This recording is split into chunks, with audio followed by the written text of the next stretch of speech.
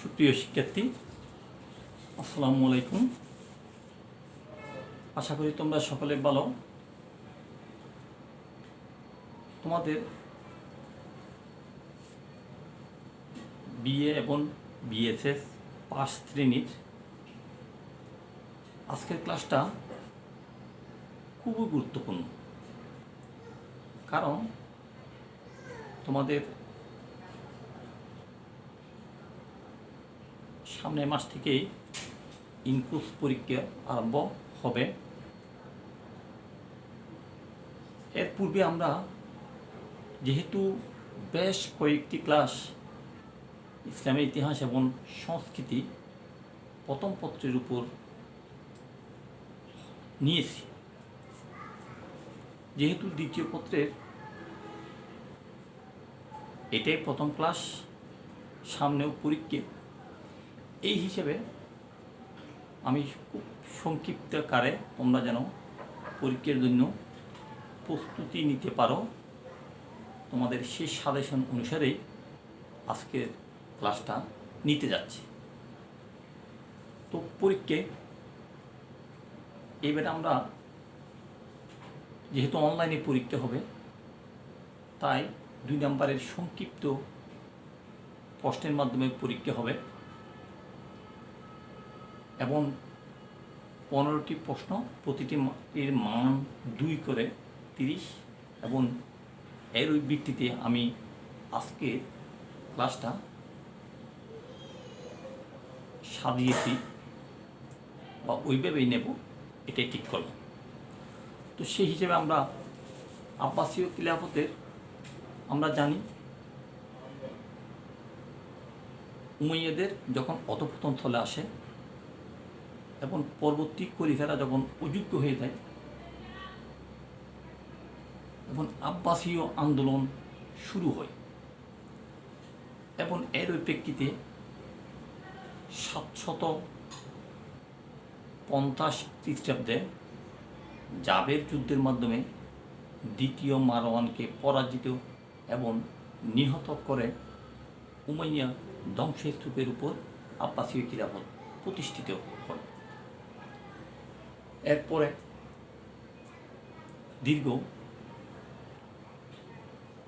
প্রায় 700 বছর যাবৎ আব্বাসীয় খিলাফত চলে। তাদের মধ্যে বেশ কয়েকজন কৃতিত্বমান শাসক রয়েছে এবং 1250 সালে হালাকু খানের বাগদাদ আক্রমণের মাধ্যমে এই খিলাফতের পতন ঘটে। তো আমরা সংক্ষেপে পরীক্ষার যেসব বিষয়গুলো আমাদের জন্য খুবই প্রয়োজন, গুরুত্বপূর্ণ, এগুলোই আজকে আমি প্রশ্ন আকারে উপস্থাপন করছি এবং আলোচনা করছি। আমরা দেখি প্রথমত আব্বাসীয় কারা। সাধারণত আব্বাসীয় বলতে আমরা বুঝি মহানবীর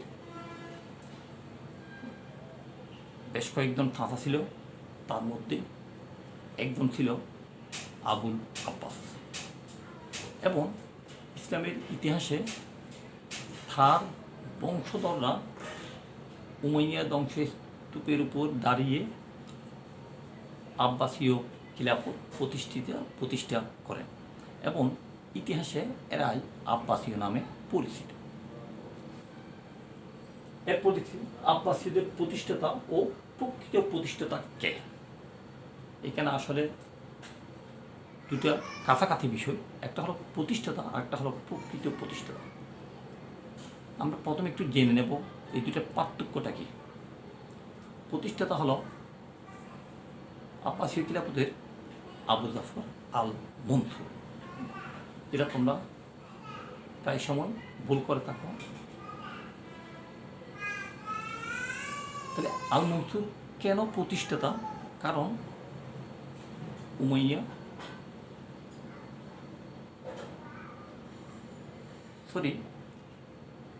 আব্বাসীয় খিলাফতের প্রতিষ্ঠাতা হলো আবুল আব্বাস আস-সাফা। কারণ উমাইয়াদের পরাজিত এবং ধ্বংস সাধন করে তিনি আব্বাসীয় খিলাফত প্রতিষ্ঠা করেন, তাই তিনি আব্বাসীয় খিলাফতের প্রতিষ্ঠাতা। অর্থাৎ তিনি প্রথম আব্বাসীয় শাসক, আব্বাসীয় শাসনের ভিত্তি স্থাপন কর্তা। এই কারণে তাকে আব্বাসীয় খিলাফতের প্রতিষ্ঠাতা বলা হয়। কিন্তু প্রকৃত প্রতিষ্ঠাতাকে আমরা দেখি, প্রকৃত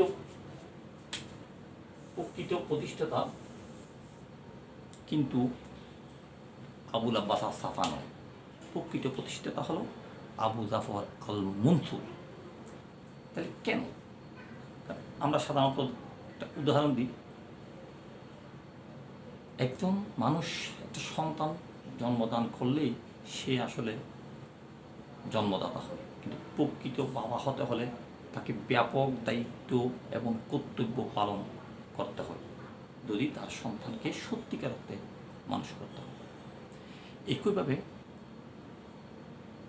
আস-সাফা খিলাফত প্রতিষ্ঠা করেন, কিন্তু এই খিলাফতকে সুন্দর ভিত্তির উপর প্রতিষ্ঠা করা, শত্রু মুক্ত করা, বিদ্রোহ দমন করা, বৈদেশিক আক্রমণ প্রতিহত করা, অভ্যন্তরীণ শাসনকে সুশৃঙ্খল ভিত্তির উপর প্রতিষ্ঠা করা এবং জনগণের সার্বিক কল্যাণ নিরাপত্তামূলক শাসন প্রতিষ্ঠা যেই করতে পারে সেই হলো প্রকৃত প্রতিষ্ঠাতা। আবু জাফর আল মনসুর এই সবগুলো কাজ সম্পন্ন করেছেন বিদায়, অর্থাৎ তিনি সন্তান জন্মদান করেছেন এবং তাকে প্রকৃত মানুষ হিসেবেও গড়ে তুলেছেন। অর্থাৎ আব্বাসীয় খিলাফতকে যে 700 বছরের অধিক সময়কাল টিকে ছিল, এটা তার শক্তিশালী ভিত্তির উপর প্রতিষ্ঠা করার কারণে। এই কারণে তাকে বলা হয় প্রকৃত প্রতিষ্ঠাতা। আর খিলাফতের যাত্রা শুরু করার কারণে আবু জাফর আল মনসুর হল শুধুই প্রতিষ্ঠাতা। এরপর আমরা দেখি আস-সাফা কে এবং কেন। আমরা জানি আস-সাফা হলো আব্বাসীয়দের প্রথম শাসক, তাকে পূর্বে প্রশ্নে আমরা আলোচনা করছি, আব্বাসীয়দের প্রতিষ্ঠাতা। আস-সাফা আরবি শব্দ, যার অর্থ হলো রক্ত পিপাসু। আবুল আব্বাসকে আস-সাফা বলা হয়। আস-সাফা অর্থ হলো রক্ত পিপাসু, কারণ তিনি আব্বাসীয় খিলাফত প্রতিষ্ঠা করার পর তাদের উপর থেকে প্রতিশোধমূলক অসংখ্য উমাইয়া নারী, শিশু, বৃদ্ধ, বনিতা পাইকারি হারে হত্যা করে। এমনকি উমাইয়া শাসকদের অনেকের কবরও অপবিত্র করে।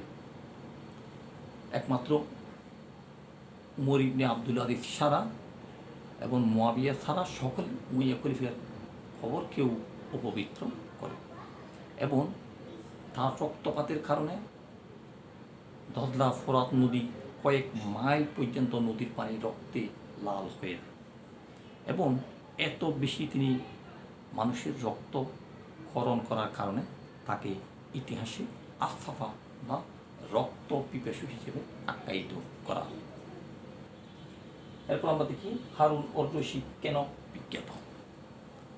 হারুন রশিদ আমরা জানি অত্যন্ত বিখ্যাত, দক্ষ এবং অনেকগুলো ঐতিহাসিক ঘটনার সাক্ষী এবং আব্বাসীয় খিলাফতকে অত্যন্ত গৌরবোজ্জ্বল ঐতিহ্যের সূচনা করে। আমরা আজকে শুধু সংক্ষেপে তিনি কেন বিখ্যাত এটাই বলবো, যেহেতু তার রাজত্বকালে আব্বাসীয় খিলাফতকে শক্তিশালী করা, শত্রুমুক্ত করা, জ্ঞান বিজ্ঞানের উন্নয়ন করা, এমনকি আব্বাসীয় খিলাফতকে বিশ্বের দরবারে অন্যতম শ্রেষ্ঠ রাজ্য হিসেবে প্রতিষ্ঠা করতে সক্ষম হয় এবং জ্ঞান বিজ্ঞান উন্নয়ন সব জনকল্যাণমূলক কাজ সব ক্ষেত্রে তিনি অনন্য কৃতিত্ব স্থাপন করার জন্য তিনি বিখ্যাত। এরপর আমরা দেখি বাইতুল হিকমা কি। এটা আসলে হারুন রশিদের পুত্র আল মামুনের আমলেই হয়, কারণ আব্বাসীয়দের কৃতিত্বপূর্ণ শাসকদের মধ্যে আরেকজন অন্যতম ছিল হারুন রশিদের পুত্র আল মামুন। তিনি বিদ্রোহ দমন, যুদ্ধ বিগ্রহ অপেক্ষা জ্ঞান বিজ্ঞানের পৃষ্ঠপোষকতায় অত্যন্ত বেশি মনোযোগী ছিলেন এবং এর প্রেক্ষাপটে তিনি 830 খ্রিস্টাব্দে 830 খ্রিস্টাব্দে হুনাইন ইবনে ইসহাকের নেতৃত্বে বাগদাদে বিখ্যাত জ্ঞান গৃহ স্থাপন করেন এবং যেটাকে বলা হয় বাইতুল হিকমা। এবং এটার 3টে অংশ ছিল: লাইব্রেরি, সেমিনার কক্ষ এবং অনুবাদ কেন্দ্র, যেখানে আরব, ভারতীয়, ফার্সি, ইংরেজি সমস্ত দেশের ভালো ভালো জ্ঞান বিজ্ঞানের বইগুলো সংরক্ষণ করে এবং অনুবাদের ব্যবস্থা করা হয়, যার ফলে জ্ঞান বিজ্ঞানের উন্নতিতে এত বেশি শীর্ষ পর্যায়ে পৌঁছে যে এই জ্ঞান বিজ্ঞান সমগ্র ইউরোপ পর্যন্ত ছড়িয়ে পড়ে।